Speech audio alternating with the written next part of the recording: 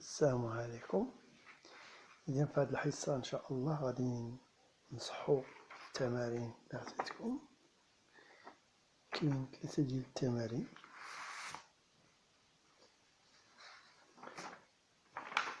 كاين هاد هادو تلاحظوهم رقم 11 راه مكتوب، ها هو كتبتو في الدفتر ديالكم رقم 12. كذلك les formes de des activités. Ici, donc on va passer d'abord à la correction. Bien, tu construis un carré comme ça, et un carré avec mon chouïa صغير 1 cm, angle droit. Tu complètes, on va calculer la diagonale AC en utilisant le théorème de Pythagore dans le triangle ABC. Dans ce triangle, tu peux utiliser aussi dans l'autre triangle ADC. Donc, ici, j'ai utilisé ce triangle-là, ABC, et les rectangles en B. Donc, AC, c'est l'hypoténuse, AC au carré est égal à AB au carré plus BC au carré. Application numérique, on remplace AB par sa valeur et BC par sa valeur. Ça donne 1 au carré plus 1 au carré, c'est 2. Donc, AC, c'est racine de 2. Racine de 2. Cette longueur-là, ce n'est pas un nombre comme... Ce n'est pas un nombre rationnel. Tu ne peux pas le trouver, ce nombre. Un nombre multiplié par un même nombre est égal à 2. AC au carré est égal à 2. AC, ce n'est pas un nombre rationnel. Ce n'est pas un nombre antinaturel, ce n'est pas un nombre décimal, ce n'est pas un nombre rationnel. Donc ici, on le laisse comme ça. Mais cette longueur-là, on peut l'avoir avec une règle graduée.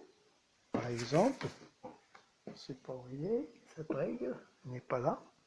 Tu vois ça? Tu peux mesurer cette règle, la distance AC avec une règle. Tu trouves environ 1,4, 1,5. C'est ça. Ce nombre-là, ce n'est pas un nombre rationnel. Donc la calculatrice, si j'écris ça dans ta calculatrice, elle te donne ça.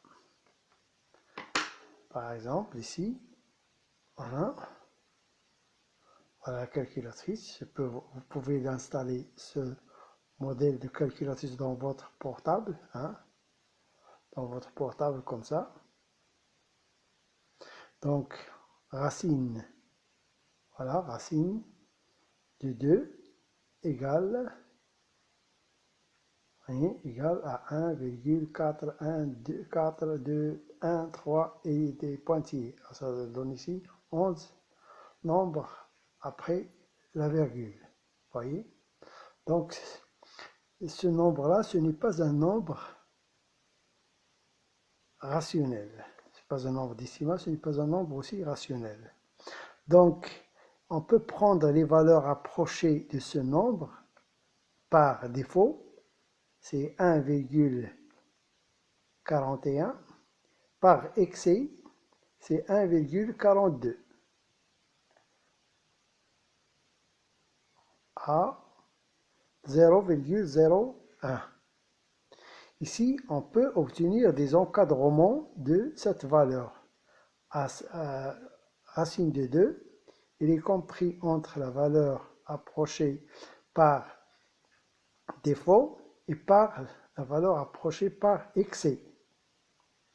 On a aussi des valeurs approchées par défaut et par excès à 0,01. Et voilà la première, la deuxième. Et ça, ce sont des encadrements de la longueur de AC. La longueur de AC. Donc, on va passer maintenant. Donc, la longueur AC, sa longueur, ce n'est pas un nombre décimal. Ce n'est pas un nombre rationnel. C'est un nombre irrationnel. Donc, dans l'activité, l'activité, C'est 117. Voilà. L'activité. Voilà. Donc, ici, le côté adjacent, donc l'angle droit, voilà. L'hypoténuse, on a deux côtés ici. Ce côté-là, c'est le côté adjacent à l'angle B. Ce côté, l'angle C a deux côtés, l'hypoténuse et le côté adjacent. Donc le côté adjacent à C, c'est AC. Pour l'autre activité, pour répondre à ça, vous voyez, ça vous rappelle quoi ça? Un triangle de droite parallèle. Théorème de Thalès. Donc, les conditions de Thalès, on démontre d'abord qu'elles sont parallèles parce qu'elles sont perpendiculaires sur la même droite. Donc, ils sont parallèles. Dans le triangle OBF, A appartient à OB, E appartient à OF et AE est parallèle à BF. Donc, on a trois proportions égales. OA sur OB est égal à OE sur OF. Il y a une troisième. La troisième, on ne va pas la utiliser. Donc, on va simplement écrire les deux proportions. Et voilà. Donc, ici, voilà, c'est deux proportions. Et voilà. Ici, en utilisant les propriétés des proportions. En permettant ces deux nombres, OA sur OE est égal à OB sur OF. Parce qu'on demande celle-là. De la même manière pour l'autre. En utilisant maintenant, en cachant ça, en utilisant ce triangle-là, les deux droites sont parallèles, on a deux rapports égaux. OA sur OC est égal à EE sur OG. Voilà.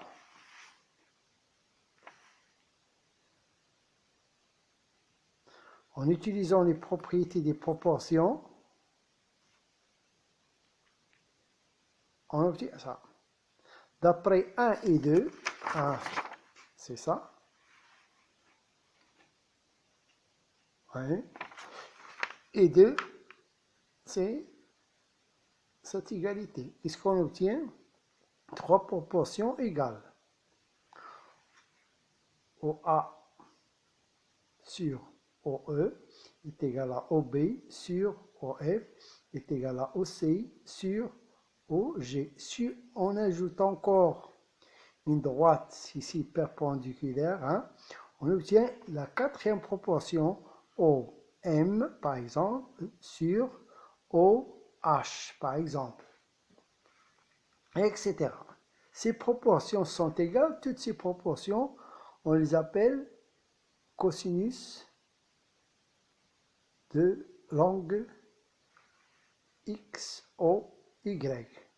On note cosinus XOY est égal à OA sur OE, ou bien OB sur OF, ou bien OC sur OG.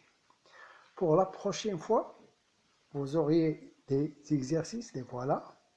Mais avant de s'arrêter, je vous donne aussi un cours de conclusion, un cours, le voilà. Donc ça, vous le notez dans votre partie, la correction des exercices, et dans la partie exercice, vous notez ça, et ça dans votre partie cours. Les photos, c'est la vidéo. Donc, si on a un triangle rectangle, le cosinus de l'angle B est égal à l'adjacent sur l'hypoténuse. Le cosinus de l'angle C est égal à l'adjacent AC sur l'hypoténuse. Donc, dans un triangle rectangle, le cosinus de l'un des angles aigus est le rapport, la longueur du côté adjacent à l'angle sur quoi? Sur la longueur de l'hypoténuse. C'est une proportion. C'est une proportion. Ici, نكون باقي شوية لهاد la figure. Allez. OA sur OE, c'est cosinus de l'angle O. L'adjacent sur l'hypoténuse. En utilisant ce triangle-là, l'adjacent sur l'hypoténuse, etc. Donc, utilisation de la calculatrice. La calculatrice, on peut utiliser la calculatrice pour calculer ces rapports, ou bien pour déterminer les angles, la mesure des angles. Je vous donne, par exemple, si on a ici 3, ici 5, cosinus B, ce sera 3 sur 5. Vous voyez? Bon, mais on peut aussi déterminer la mesure de l'angle connaissant ce rapport. Donc, on va d'abord commencer par le calcul du rapport, par exemple ici, en utilisant la calculatrice. Donc, la calculatrice, la voilà. Je n'ai pas que la calculatrice est simplement installée dans mon portable, comme ça, vous voyez. Pour utiliser la calculatrice, il faut faire attention. Premièrement, de voir, parce que dans la calculatrice, vous avez 3 unités. Le degré, le radien, le grade. Il faut faire attention, vous voyez ici. Je ne sais pas si vous voyez ça. Degré.